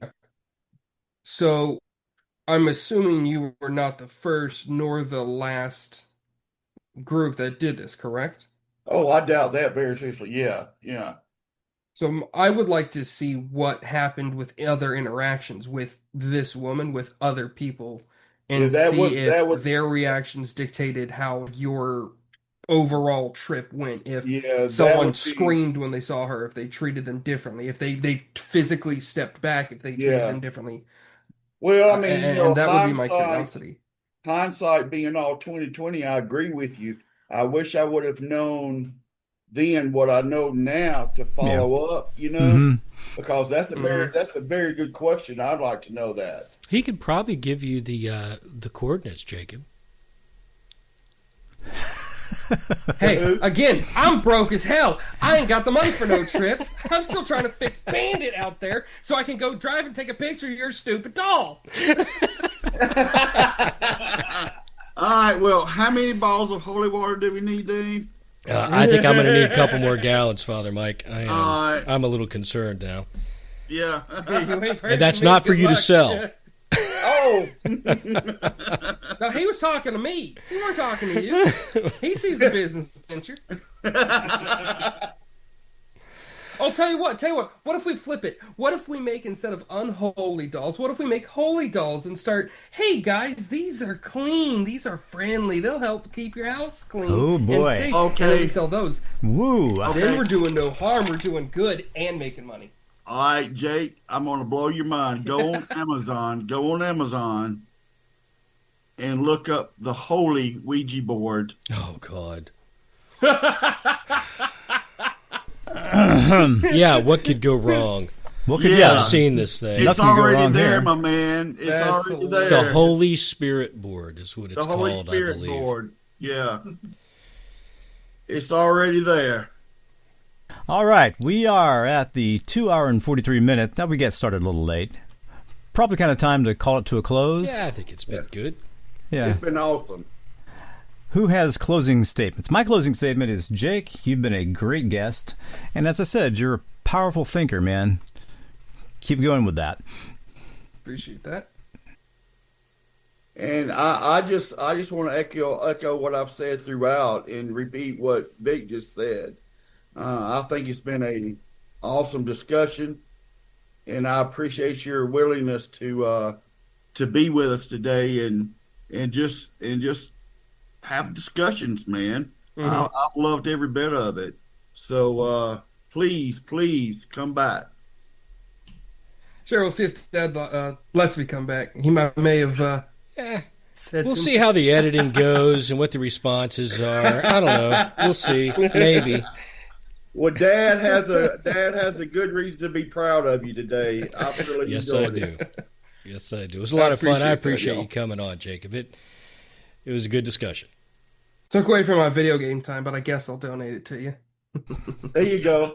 You can make that Well, up. you can get on with Josh later on tonight, and he'll video game with you.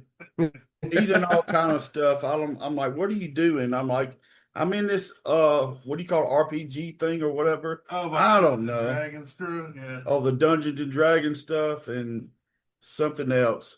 But anyway, yeah. All right. A priest is playing Dungeons and Dragons. Woo! Oh, there you go. There's no, Apparently, he missed the memo from the Satanic Panic. I don't know There what's you wrong with go. Father Josh. Man, I don't see how we survived the '80s, man. We had to burn all our records, and oh god, You are not kidding. Talking about the demon coke machine. in the demon coke machine. Jake, you'll love this. We had a What's guy. We had a guy that wanted to cast a demon out of a coke machine because it robbed him of his money and didn't give him his coke.